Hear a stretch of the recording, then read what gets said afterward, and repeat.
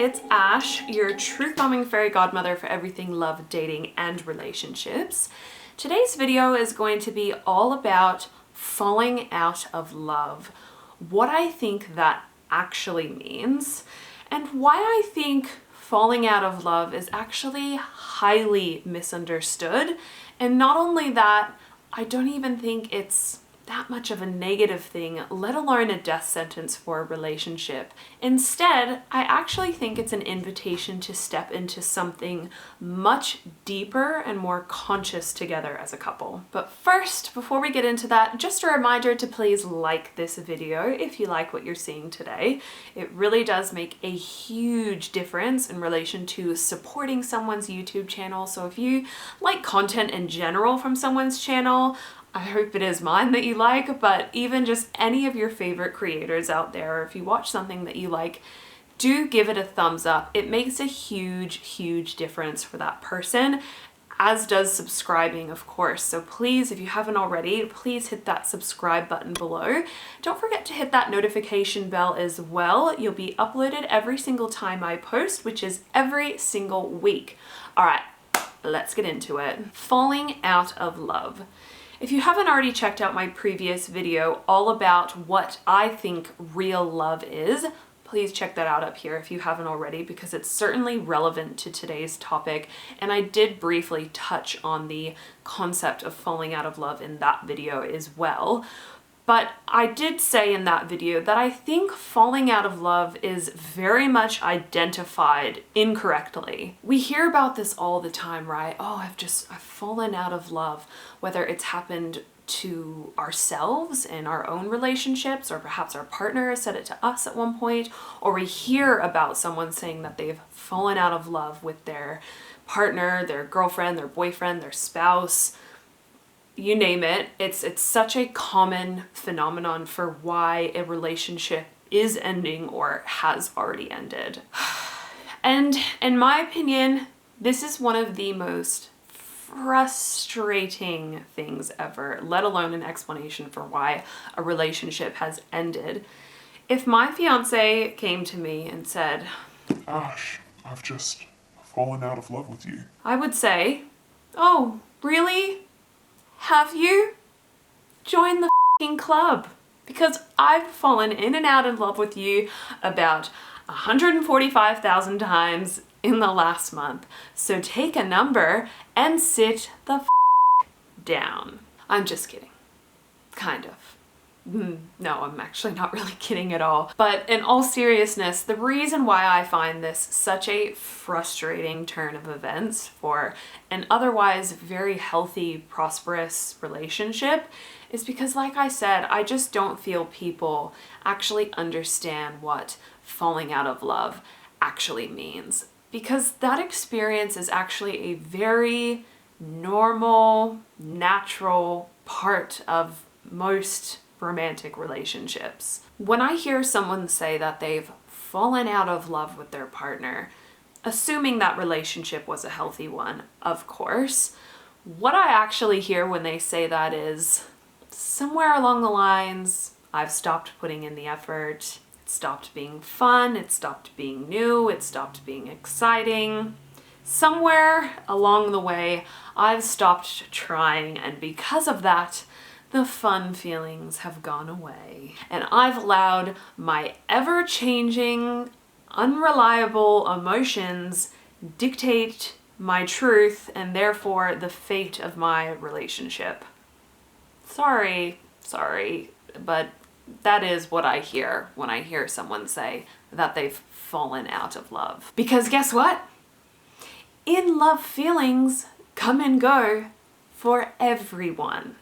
You ain't that special. In my previously referenced video all about real love, I explained that real love is actually a choice.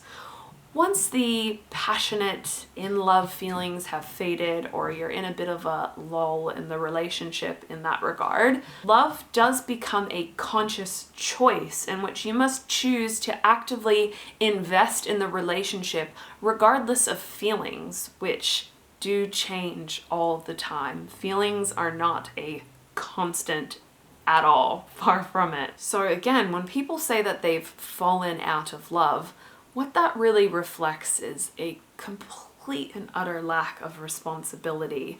They're relying on feelings, again, something that changes and ebbs and flows and is never constant, to hijack the fate of their relationships. And what that statement also implies is that it's something that's just happened to them. It's just befell upon them and they had no say in any of it, because after all, feelings can't be controlled, which is true. You're right. Feelings can't necessarily be controlled, but your actions can. And as I've explained, real love is an action. And once the feelings have faded, real love does become an action in which you must consciously choose and demonstrate over and over again.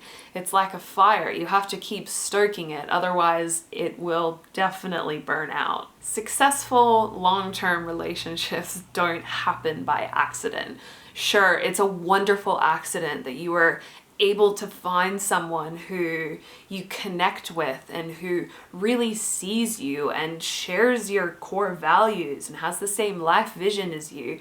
That is a wonderful accident, but the rest isn't. Propelling that relationship for years and years and years has to be very much intentional. And this is especially true during big transitional life stages, because it's during those periods of time that couples will really be tested. Whether that big transitional life stage is a big career move or change, or even the opposite of that, maybe you're all of a sudden feeling very stagnant in your career, or you've just had a birthday that's really freaked you out and you're suddenly faced with your own mortality and time escaping you. Hello, midlife crises. Having babies and navigating parenthood together for the first time and all the changes that provokes in a relationship. Or again, the opposite end of the spectrum, you have children who are leaving the home for the first time and you're becoming empty nesters all of a sudden. I could go on and on with these big transitional life stages that I'm referring to here. And it's absolutely no coincidence that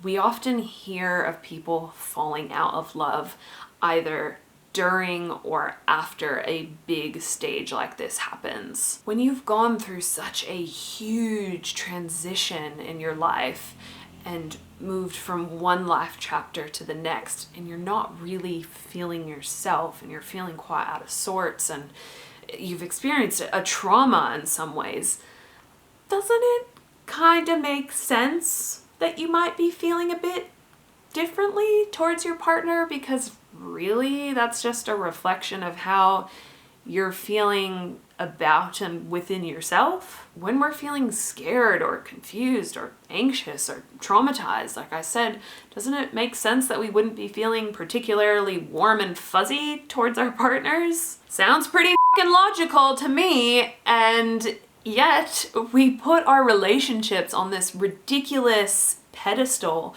that our feelings within them or our feelings about our partners need to defy the laws of the universe, and we need to feel passionate and in love and connected to them 100% of the time, no matter how traumatized or scared or unhinged or otherwise just off we might be feeling. And if we don't, then sound the alarms. There must be something wrong and we must not be in love anymore.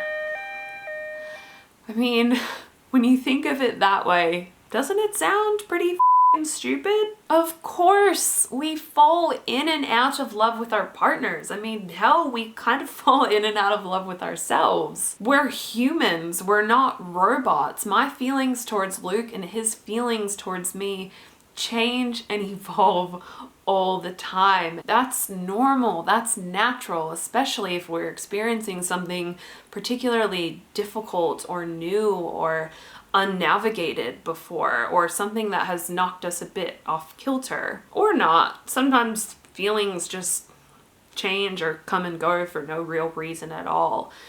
Doesn't mean that there's anything wrong with our love or that it's not there anymore. And in order to find your way back to one another during the times when the in love feelings aren't particularly flowing, that you must rely on the conscious choice and action of love anyway. You have to work at it. You have to take action to act loving even when you aren't feeling loving at the time. To try and sum up the message here, I'm going to read a little story for you guys. It's a bit corny, so bear with me, but it's the principle that matters and it absolutely speaks to the core of what I'm trying to get at here. This is a story about a man who has fallen in love with a coworker named Jane. However, he has been married to Amy for 10 years. Okay, we got it. When I got home that night as my wife served dinner, I held her hand and said, "I've got something to tell you." She sat down and ate quietly. I observed the concern in her eyes. "I want a divorce," I said calmly. She didn't seem to be annoyed by my words, but instead asked me softly, "Why?" I avoided her question, as I didn't know what to say. That night, we didn't talk to each other, and she went to bed in tears. I knew she wanted to understand what had happened to our marriage, but I could hardly give her an answer. How could I tell my wife of 10 years that I had fallen in love with someone else?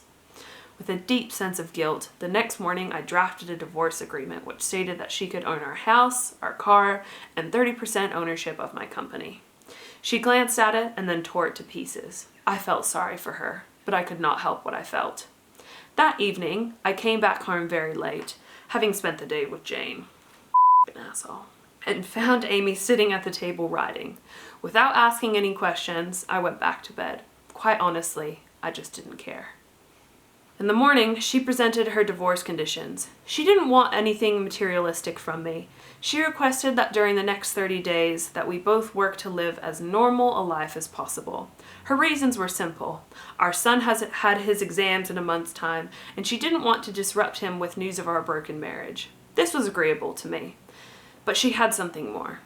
She asked me if I remembered our wedding day, and how I had carried her into our bridal room that night. She requested that every day for the next month's duration that I carry her out of our bedroom to the front door every morning. I thought she was going crazy, but just to make our last days together bearable, I accepted her odd request. Now, Amy and I hadn't had any body contact for a long time, so when I carried her out on the first day, we both appeared clumsy and awkward. Our son clapped behind us, cheering. From the bedroom to the sitting room, then to the door, I managed to get her to the front door. Before I put her down, she whispered, "Don't tell our son about the divorce." I nodded in agreement, and we both headed off to work. The next day, as I carried her through the house, we both were a little more relaxed. She leaned on my chest. I could smell the fragrance of her perfume on her blouse. I realized that I hadn't looked at this woman carefully for a long time. There were fine wrinkles on her face, and her hair was beginning to gray. For a moment, I thought about what I had done to her. On the fourth day, when I lifted her up, I felt a sense of intimacy returning. This was the woman who had given 10 years of her life to me and a beautiful son. On the sixth day, I felt a flicker of the love I had once known so well. About a week later, our son came into our room one morning and said, "Dad, it's time to carry Mom to the door." To him, seeing his father carrying his mother out had become an essential part of his day. My wife gestured to our son to come closer, and she hugged him tightly.